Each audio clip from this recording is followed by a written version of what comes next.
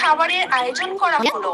যে আয়োজনে সে সময় ধনাঢ্য ব্যক্তিবর্গরা উপস্থিত ছিলেন। সবাই দাওয়াত পেলেন। সবাই আস্তে আস্তে খাবারের জন্য সেই মেজবানে উপস্থিত হতে লাগলেন। নবী করিম সাল্লাল্লাহু আলাইহি ওয়াসাল্লামও সেখানে গেলেন। সেখানে সবাইকেই তিনি দেখতে পেলেন। তারপর কুলসুম নবী করিম সাল্লাল্লাহু আলাইহি ওয়াসাল্লামকে সালাম দিয়ে বললেন, হে আল্লাহর প্রেরিত রাসূল, হে আমার পিতা, আপনি এসেছেন, আমি অনেক খুশি হয়েছি। আপনি এখানে বসুন। আমরা অনেকেই জানি, আবার অনেকেই জানি না। কুলসুম ছিলেন ধন সম্পত্তির দিক থেকে অনেকটাই স্বাবলম্বী। পক্ষান্তরে মা ফাতেমা ছিলেন অত্যন্ত গরিব। কিন্তু অত্যন্ত গরিব হলেও তিনি দিন প্রচার এবং ঈমান আমলের দিক থেকে ছিলেন অটল। কেনই বা থাকবেন না? মা ফাতেমা হলেন জান্নাতের সর্দারনী।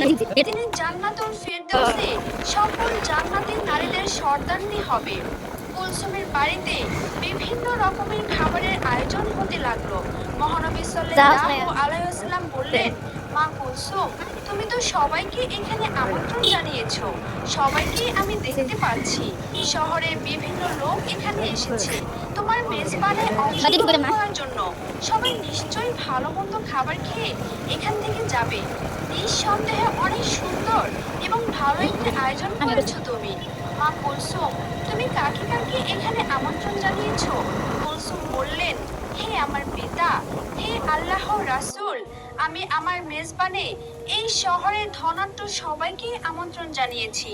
আব্বাজান, শহরের সকল পণ্ডিত জ্ঞানীদের এখানে আমন্ত্রণ জানিয়েছি। নবী করিম সাল্লাল্লাহু আলাইহি ওয়াসাল্লাম বললেন, তুমি সবাইকে এখানে আমন্ত্রণ করেছো, কিন্তু একজনকে তুমি আমন্ত্রণ করোনি। কুলসুম তখন বললেন,